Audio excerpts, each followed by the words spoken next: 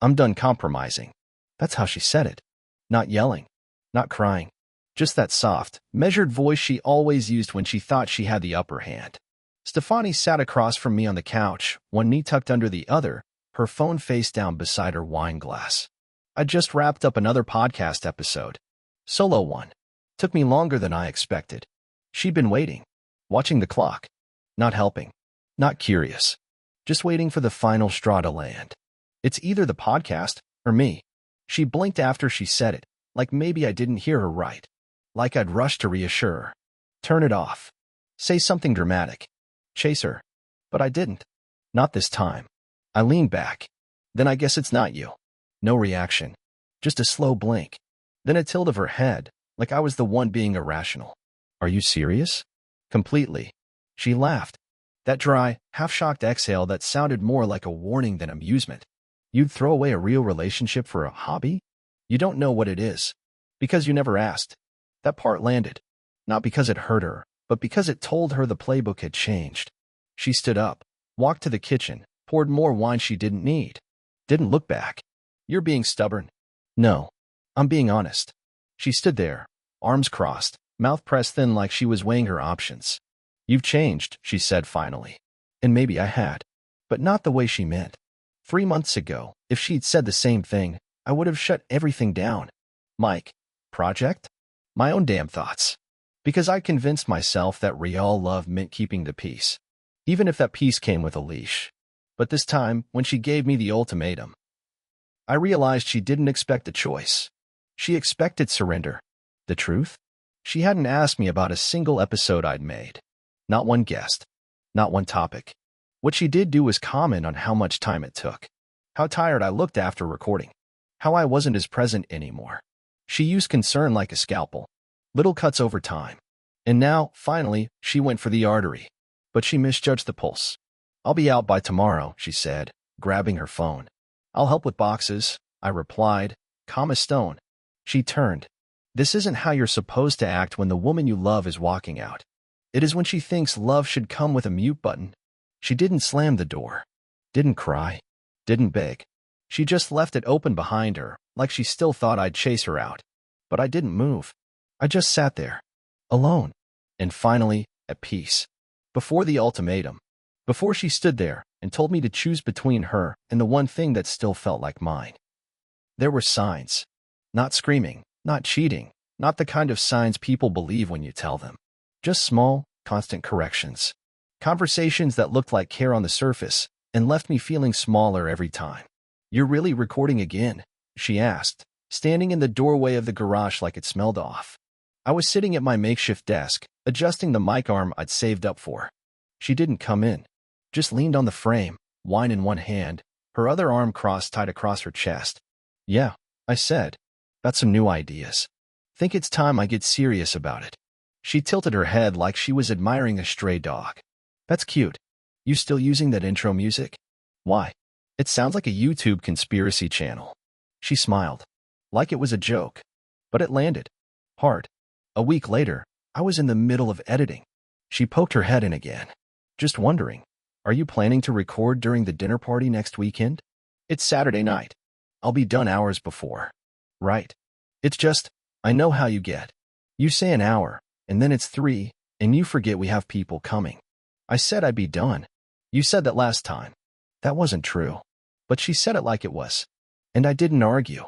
Later that night, we were getting ready for bed. She stood in front of the bathroom mirror, dabbing on some expensive cream.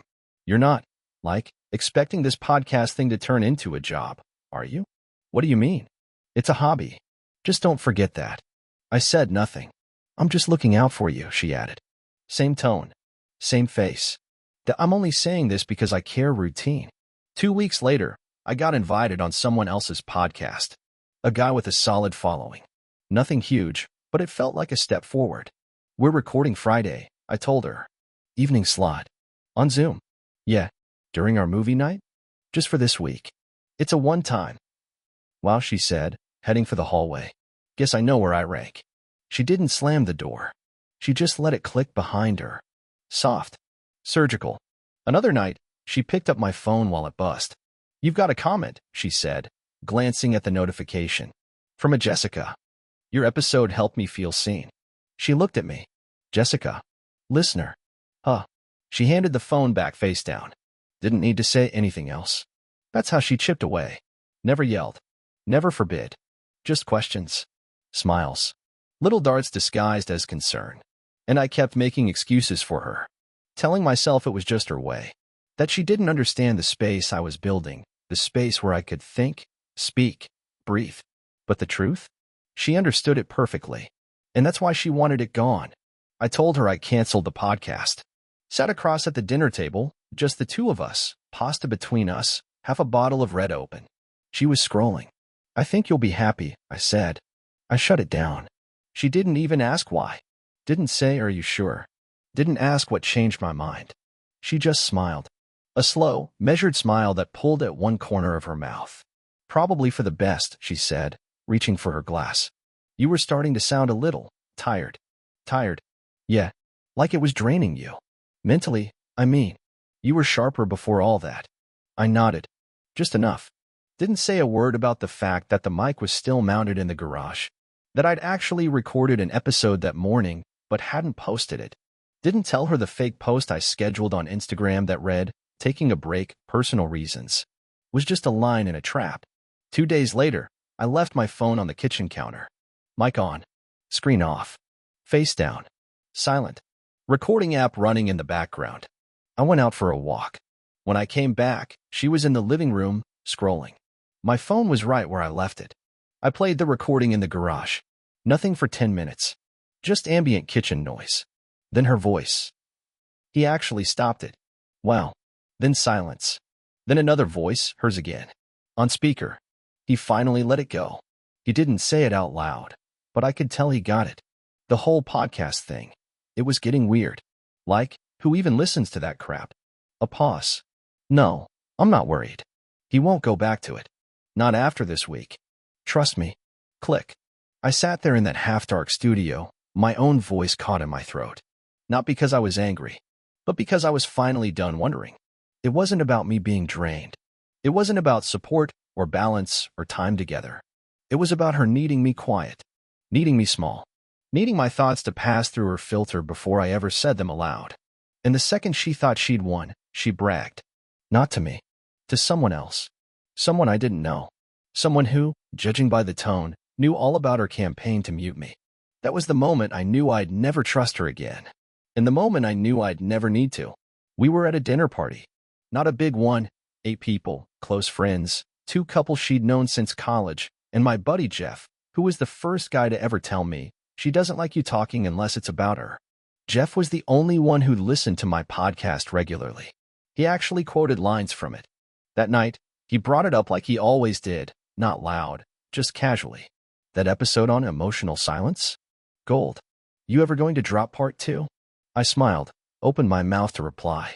She beat me to it. He's on a break, she said, laughing, twirling her wine glass like it was a baton. Self-imposed retirement. I told him the pod was turning into a therapy session with no couch. The table laughed, except Jeff. He watched her, then looked at me. Did you tell her about the collab offer? I shook my head once, barely. What offer? She asked, voice still sugary. Another podcast reached out, Jeff said. Bigger one.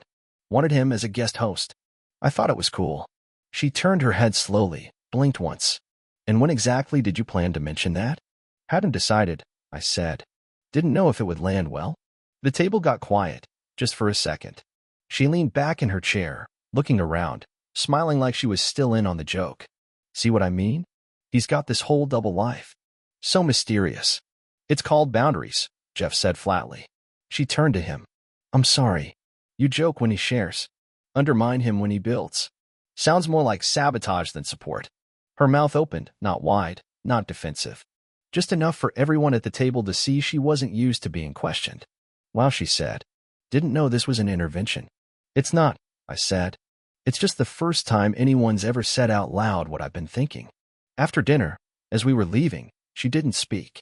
She walked ahead, got in the car, and stared straight ahead. Halfway home, she broke the silence. You let them gang up on me. You set the table. I just let the meal finish. You humiliated me. I gave you space to show people who you are. You took it. No reply. She didn't even slam the door when we got home. She just went to bed. And I sat in the garage, turned the mic back on. Didn't record. Just listened to the silence. And realized it didn't feel lonely. It felt clean. The first message came from Roy, a podcaster I barely knew. Subject line: your rep. Inside, just a screenshot. An email, supposedly from me. Different address, but same name, same logo in the signature. It read: due to some personal issues, I won't be accepting interview requests or collaborations at this time. Appreciate your understanding as I step away from the podcast space. I stared at it for a full minute. I hadn't written that. Hadn't even seen it. And I sure as hell didn't have a rep. I checked the metadata. The Gmail name attached to the message? First name last name .consulting@gmail.com. An account I'd never created. Then I searched that address in my own inbox. 3 more hits. All sent in the last week. All the small brands or indie podcasters who'd either reached out or been tagged in comments. All turned down politely.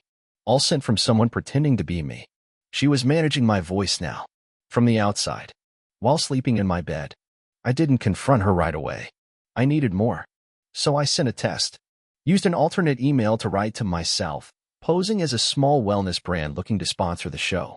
Offered a collab opportunity and asked for a call. 12 hours later, I got a reply. Thank you for the interest. At this time, we are stepping away from sponsorship opportunities to focus on internal growth. We? I checked the IP on the email. Her hometown. Her Wi-Fi. Her device signature. It wasn't sloppy. It was confident. She didn't think I'd ever look.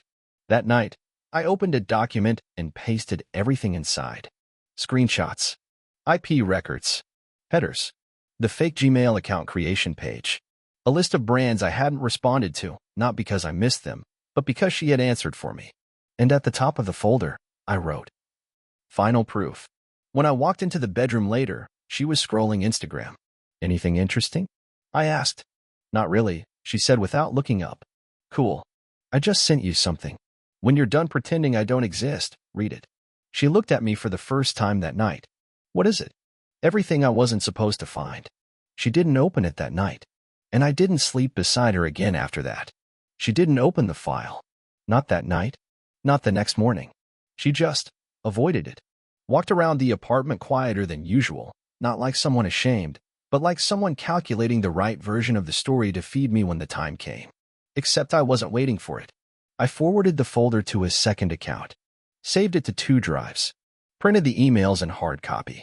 Left one backup with Jeff, sealed and timestamped. He didn't ask why. He just nodded and said, "You done covering for her?" I didn't answer. Didn't need to. 3 nights after the email incident, she came home with takeout. Thai food, my favorite. Something she hadn't brought home in months. I knew what this was. A peace offering. A reset attempt. That if we just sit down like adults, I can regain control of the story routine. I've been thinking, she said, placing the containers on the counter. Maybe I've been harsh, unfair, even. Maybe I didn't understand how important the podcast is to you. She didn't mention the fake emails. Didn't deny them either. Just acted like that entire week hadn't happened. I didn't respond. We could work through this, she added. If you're open to. Come with me, I said. She blinked. Cautious now. Where? Garage. I led her down the hallway. She hesitated before stepping through the door, like the studio had grown teeth. On the desk, my phone. Already queued up. Sit. She sat. I pressed play. It was her voice. Crystal clear. Recorded 2 weeks prior, in our living room, when she thought I was in the shower. He's spiraling, she said, on speaker. The podcast stuff, the ego. I just need him quiet long enough to get things in place. After that, I don't care what he records. Then laughter. Female voice on the other end. Are you sure he won't flip? He won't even see it coming. Click. Silence. She stared at the speaker like it had slapped her. Didn't move. Didn't breathe. Who were you talking to? I asked. That's out of context. Context is for people who ask permission. You were building an exit strategy with my name in your mouth. You were paranoid. You were always suspicious. I was right. She stood up. This is a violation. You're damn right it is. You recorded me without consent. And you impersonated me in writing. She opened her mouth. Closed it. That same calculation flickered behind her eyes, but this time, it couldn't save her. I've got the IP, the device, the voice, the motive. So what? You're threatening me now? No. I'm documenting your fall. She didn't stay that night. Didn't take her things. Didn't slam the door. Just left. Phone in hand. A silence between us louder than any fight we'd ever had. And that night, for the first time since this whole thing started, I recorded again. Not for anyone else. Just for me. She came back 3 days later. No knock. No warning. Just walked in like it was still her space. Keys she hadn't returned jangling like wind chimes of entitlement. I was at the kitchen table, headphones off, laptop open. She stood by the door and waited for me to speak. I didn't. She set her purse down gently, like she was afraid to startle something. Can we talk? Depends, I said. You here to explain, apologize, or reframe? She didn't like that. I'm here to fix this. If you'll stop playing detective for 5 seconds. I leaned back in the chair. Go ahead. She took the seat across from me, crossed her legs, looked calm. Like she'd practiced this in front of a mirror. I overstepped. I panicked. You were disappearing into that thing. She gestured toward the laptop, and I felt shut out. So I reacted. Badly. I waited. She went on. I made mistakes. But I didn't cheat. I didn't steal. I didn't hurt you. You impersonated me. Lied to people on my behalf. Trashed me behind my back. That's not criminal. No. It's just disqualifying. She inhaled slowly, reset. Look, this doesn't have to be the end. We can get past this. But you need to decide what matters more. Already did. No. I mean right now. She leaned in. It's me, or this show. You can't have both. Not after everything. There it was. The same ultimatum she gave me the first night. But this time, there was no candlelight. No wine. No performance. Just pressure. A final attempt to push me into the corner she'd spent 3 years building. I stood up, walked to the drawer, pulled out a box. Her things, keys, chargers, the spare studio fob she thought I forgot she had. Set it on the table between us. Then it's not you. Her face didn't change. She didn't flinch. Didn't cry. She just stared at the box like it was a coffin. You're going to throw this all away? You already did. I'm just making it official. You're choosing a mic over a woman. I'm choosing a life that's mine, not one I'm allowed to live in. She stood. Didn't say goodbye. Didn't take the box. She walked out the door, not fast, not angry, just slow enough to make sure I saw her leave. And I did. But I didn't watch the door. I watched the waveform on my laptop and hit record. She didn't text, didn't call, didn't ask for her things, didn't ask about mine. She just vanished like she was staging the breakup as her own idea. Like leaving with silence might salvage her pride. And I let her. I didn't block her. Didn't stalk her socials. Didn't refresh for cryptic quotes or selfies in new places. I just moved. The next morning, I changed every password. Logged out every device I'd once shared. Revoked her Dropbox access, her Spotify login, her fingerprint from the garage door app. Called the landlord. Signed her off the lease. Sent her the updated paperwork with a one-line subject. Finalized by Friday. No emotion. No subtext. Just business. Jeff came by that weekend. He saw the cleared shelves. The empty closet side. The wine glasses gone. She finally ran out of moves? No, I said. I just stopped giving her the board. We sat out back. Watched the sun dip behind the trees. I told him about the recording. The emails. The last conversation. He didn't say much. Just nodded. Then, you know what I respect, he said. You didn't post. Didn't vent. Didn't beg. Wouldn't have changed a thing. No. But it would have made you smaller. I nodded. Because he was right. There's this lie they feed you when a relationship ends. That closure is something you wait for. That it's a final talk, a mutual tear, a hand squeeze that says we tried. But that's not real. Closure is what you choose. It's when you stop expecting the person who broke it to help you fix it. She tried, once. A week later. Left a voicemail. Just her voice, soft, low.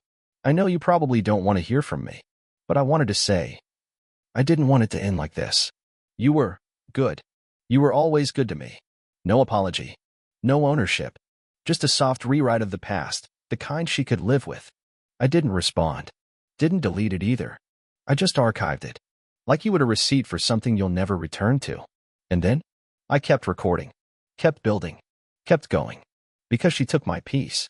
And I took it back. Quietly. It wasn't fast. I didn't jump into some rebound.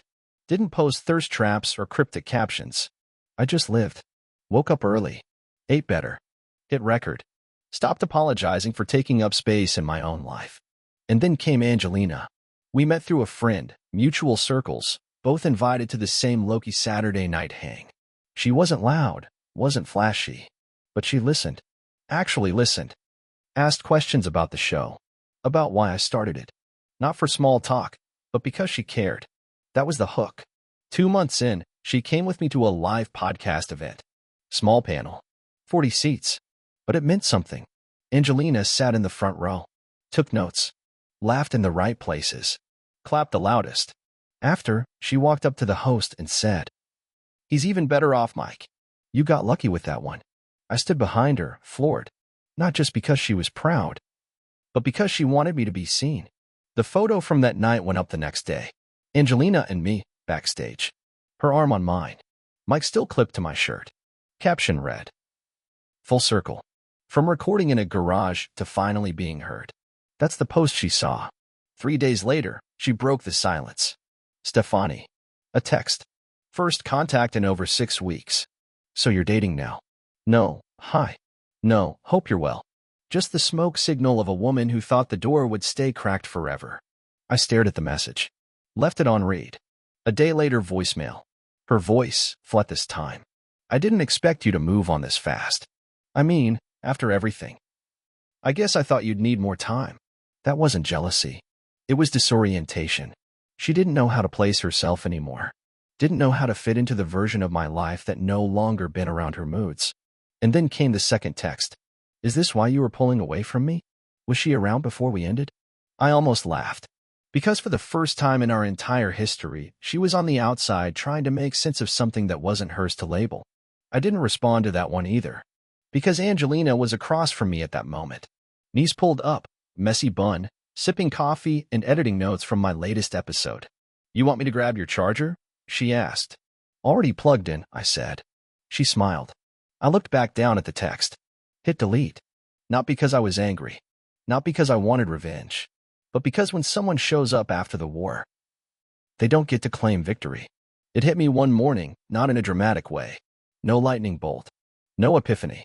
Just a quiet moment, pouring coffee, sunlight through the window, Angelina humming some Fleetwood Mac song in the other room.